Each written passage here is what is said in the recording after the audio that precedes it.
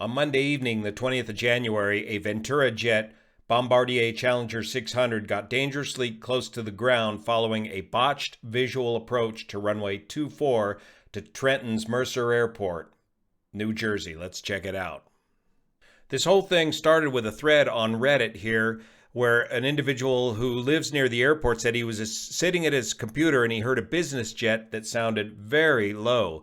And he checked FlightAware, and FlightAware said that it was just 200 feet above his house. Now remember, these altitudes got to be corrected for ADS-B and potentially cold weather corrections. More on that later. He has a video from his doorbell camera where it shows the aircraft and you can hear and see it flying southwest over his house. Hopefully he'll get that information over to the NTSB and they'll take a look at this.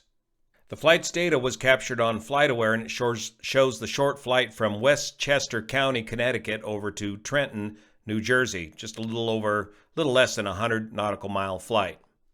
And right here on the visual approach to Trenton, we can see the trouble begin as the aircraft is initially too high for a right base entry for runway 24 and instead elects to do a 360-degree turn on final in a Challenger 600, descending dangerously close to the ground and then getting vectored around again for an entire different RNAV approach.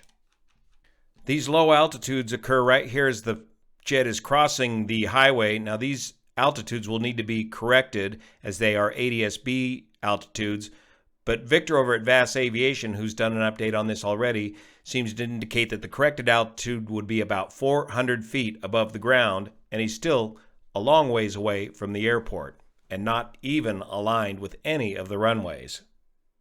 Switching over to Google Maps, here's the airport. It looks like this low altitude portion of this flight occurred right over this neighborhood right here. So let's go to the live ATC audio and see how this plays out. Looking at the airport diagram, the runway they're attempting to land on is runway 24, located right here, 6,006 feet long. Trent Tower, good evening. Ventura 6, RNAV, or Visual 24, full stop. Number 239 Fox Coffee, you can start rolling now. Right away, there's another aircraft, 239 Foxtrot Golf, a training Cessna 172 that the controller's dealing with, trying to get him to take off on runway 24 as Ventura 6 is checking in. 239 Foxtrot Golf, clear for takeoff, no delay. So whatever tax. Say again? Okay, we're cutting each other off. What's the request? We need to taxi off the runway for 239 Fox Golf. 239 Foxtrot Golf, cancel the takeoff plans, turn right on Foxtrot. Right on Fox, 239 Fox Golf. Ventura 6 Trenton Tower, you're kind of a bit high for the runway.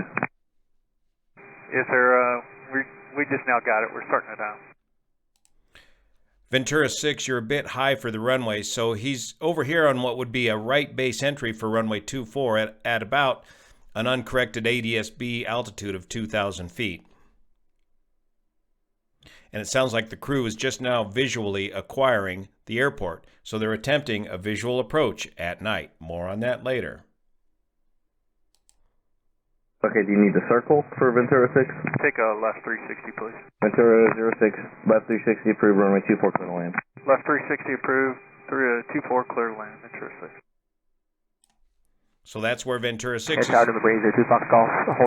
going to attempt this 360-degree turn in an effort to lose the altitude that he needs to lose and get lined back up with the runway. But somewhere in this turn at night, he gets disoriented and gets dangerously low and well off course. This whole turn takes a couple of minutes, and it's almost 2 to 3 minutes later before we hear again from the control tower. The control tower is apparently not closely monitoring the altitude of the Bombardier. He does not issue a low altitude alert. Tower Ventura 6, we need another left 360 to realign. Ventura 6, just fly runway heading for now, enter the right downwind. You're really off course. And climb the pattern altitude 1,700. Going up 1,700, enter the right downwind, Ventura 6. You're really off course, he says. Now he wants him to enter the right downwind for runway 24. But then he comes up with another plan. Ventura 6, start the climb to 17, please. Yep, expedite 17, Ventura 6. Start the climb to 1700. Traffic pattern altitude. The airport elevation's 200 feet. Turbojet aircraft, 1500 feet.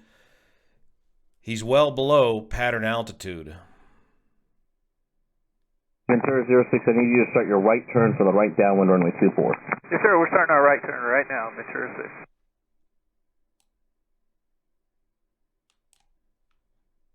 So he's going to have him do the right. Ventura 06, change of plan, fly heading 240, contact Philly 123.8, maintain 2000.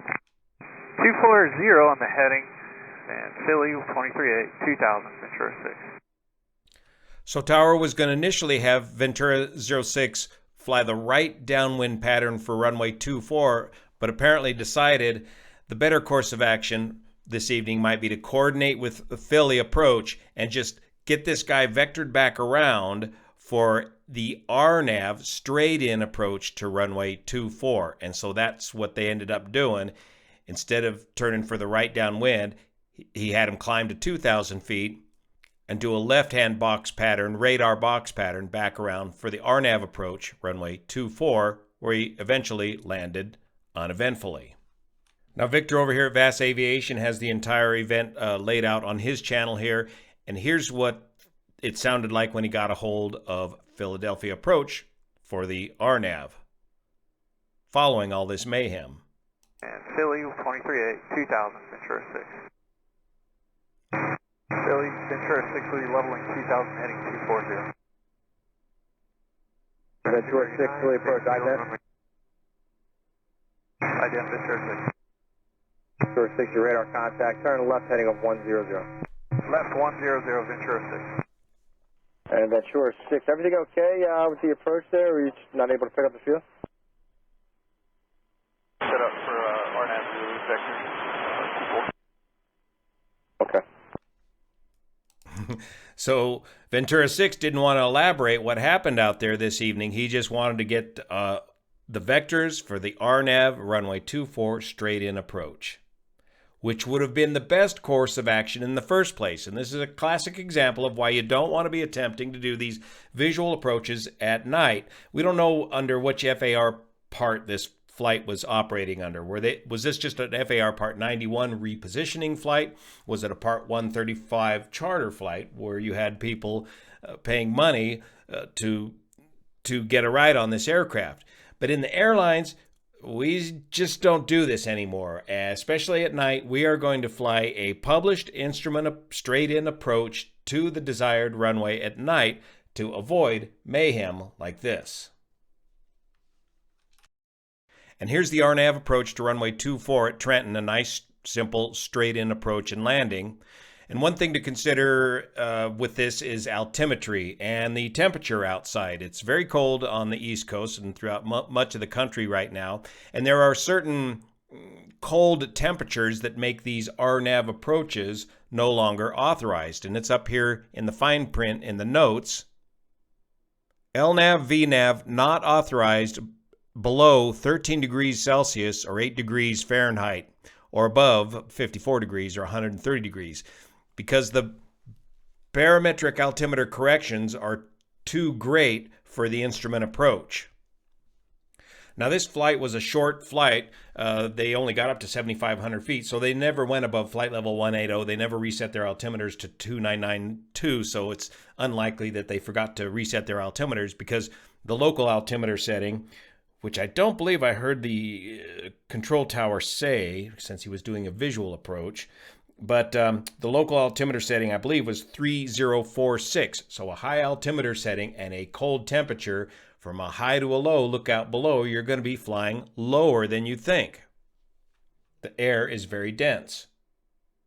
So though the temperature is cold, I don't think it's below 8 degrees Fahrenheit. I don't think they were out of limits temperature-wise for flying this instrument approach.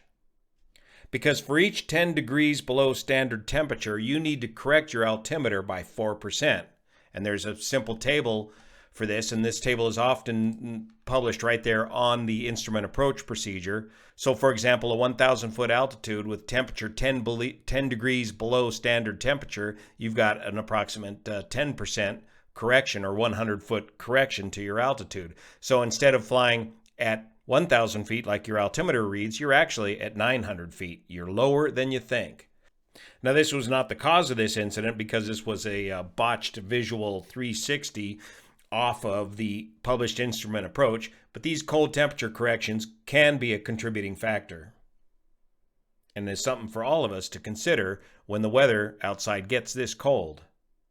So whether you're flying FAR Part 91 or Part 135, if you up your standards to a little higher standard like a 121 standard and don't accept visual approaches at night and instead fly a published straight-in instrument approach, you will reduce your chances of having a situation unfold like this.